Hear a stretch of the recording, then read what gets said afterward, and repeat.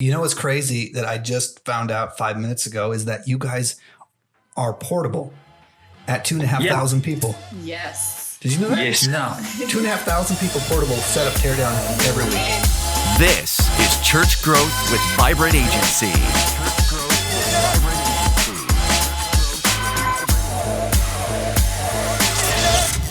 So let's start, Sam. How long have you been the pastor at Equippers? Been leading the church for the last 18 years. 18 years. You look like you're 22. So how does that work? Man, I started really young. Nice. So you are more of a basketball fan than rugby. Is that right? No, I said he likes basketball. I didn't say we love the Lakers. We don't care about rugby. I like both. OKC is a good team because it's got a New Zealander in it, Steven Adams. Yeah. Steven Adams. Steven Adams. People get out of the way for Steven Adams. My wife thinks Steven Adams is a bit monster. attractive, which I'm resenting. Okay, so let me ask you. Now, you didn't plant. You were not the founding pastor. Was it your dad? Yeah, he started the church here in Auckland. Okay. Yeah. Okay.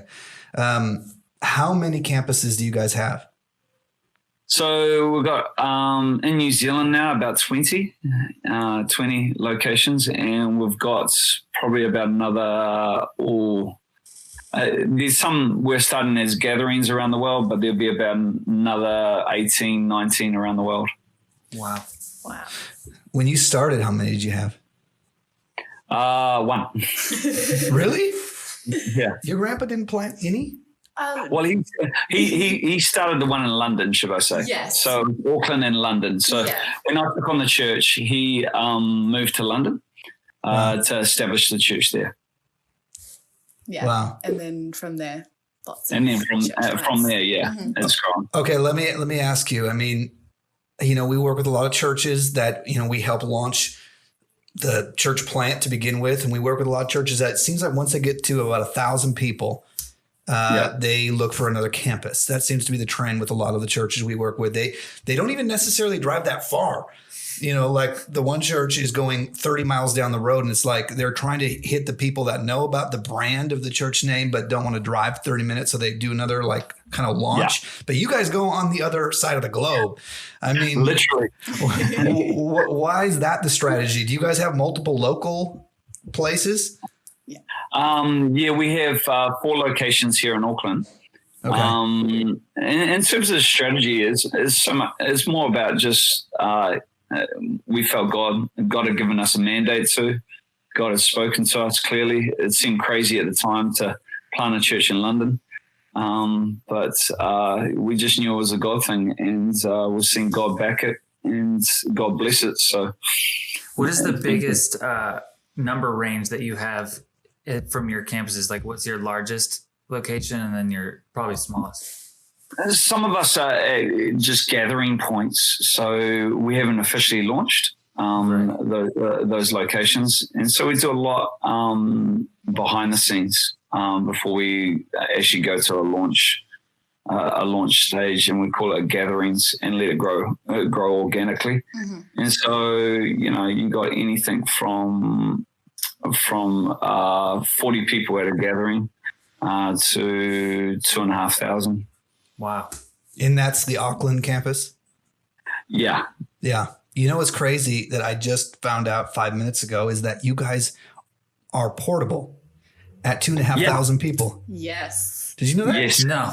2,500 people portable, set up, tear down every week. In venues throughout Auckland City. So the town hall and it even changes venues. Stadiums. It changes venues. It's like a food truck. It's like a church truck.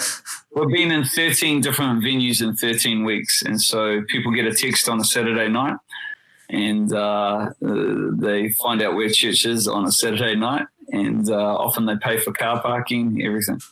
That's taking church is not the building to a still come out. whole different level. So they get a text, an automated text, the whole church on Saturday night, and they just show up. On a Saturday night, that's the way, because it can change quite quickly. That has to be expensive. It is to rent the venues, but there's a shortage of venues in Auckland. We do own a venue, a 600-seat theatre in the city. We just need more space. And so with the shortage, we just got to keep going with it. You got plans to get a new one? Yeah, if one of your listeners has got something like 100 mil, my contact details. Is that dollars or pounds? Dollars. New Zealand dollars. But if you want to like transfer it in American dollars, then we can make that work. We can make it work. About 50 mil. So but yeah, we're working our way towards something. Yeah. Let me ask you this: there's a culture, there's a vibe with Equippers Church, but on the other side of the globe, how are you able to replicate that? Well, we have a great belief that significant ministry flows out of significant relationship. And, what I break church down to is simply church is a whole lot of friends challenging one another to go higher in God. And so as long as we've got a relationship, we can navigate our way through a lot of issues. But naturally, it's very value-based. We aren't big on control mechanisms. In fact, I'd say control is the enemy of growth. And one thing we've done with our pastors and leaders is we've always said we want to dig wells rather than build fences. In the outback where there's no fences, what keeps a herd together is they dig a well. And so long as that well is overflowing, people will gather to it. But the moment it runs dry, they scatter, and you need fences to contain them. Yeah. And so just to try and keep things as authentic and really located in the Spirit of God, that's been one of our keys to expanding and keeping things connected. I like that. I do want to say, though, there's a lot of churches that some of our clients that are great churches, and they're digging wells, and they're, Spirit-filled, great, alive churches, good worship, good people, good websites, good graphics, but they don't succeed as well when they do a new campus.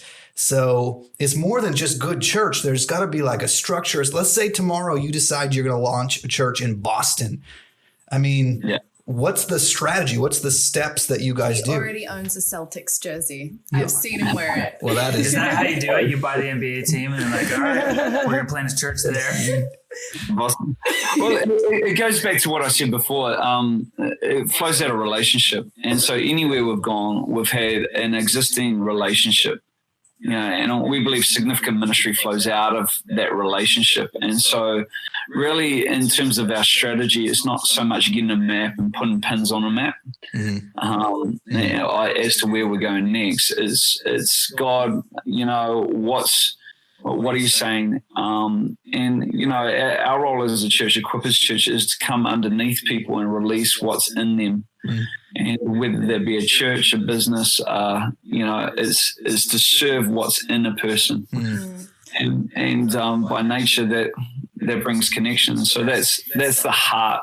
In fact, in many maps in America, New Zealand isn't even on the map. There's a website about that, isn't it? We were going through a page the other day that had all the maps without New Zealand on it.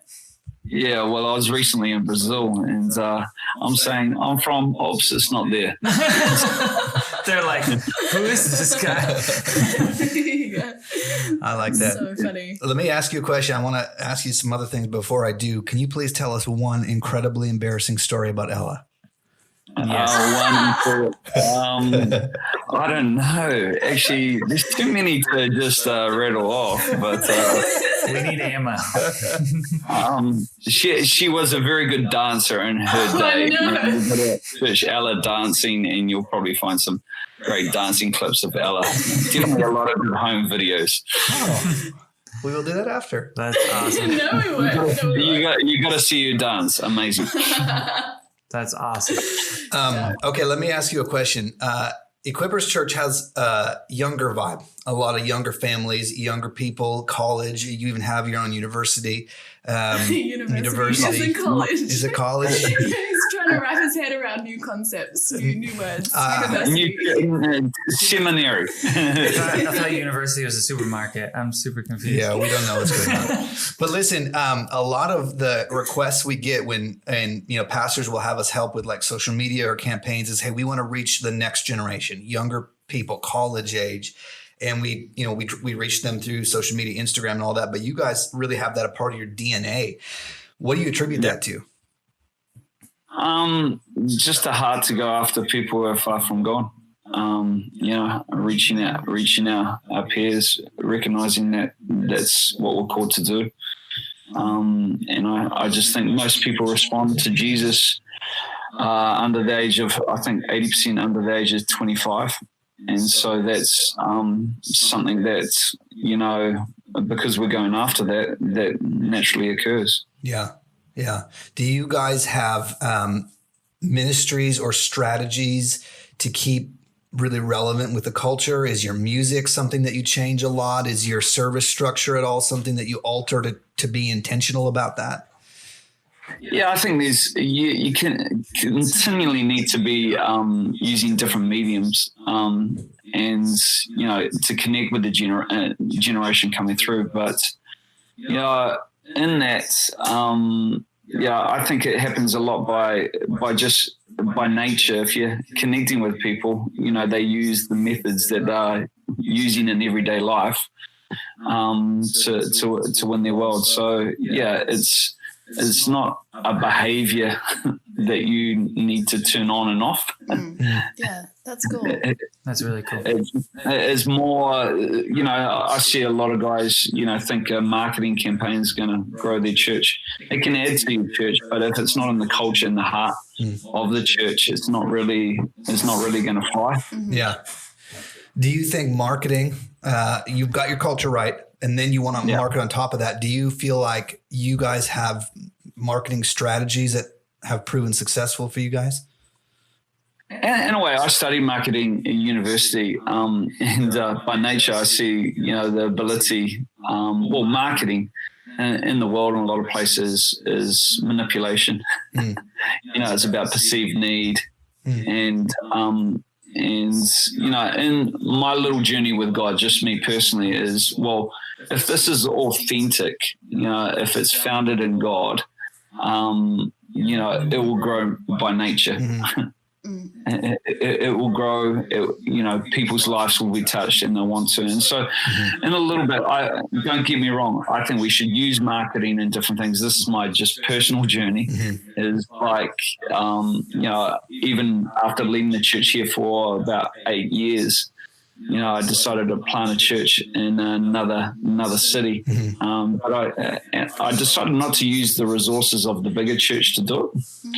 I just traveled in a car for 2.5 hours every Thursday and started a gathering down in another city and, just trusted in what God had revealed to me.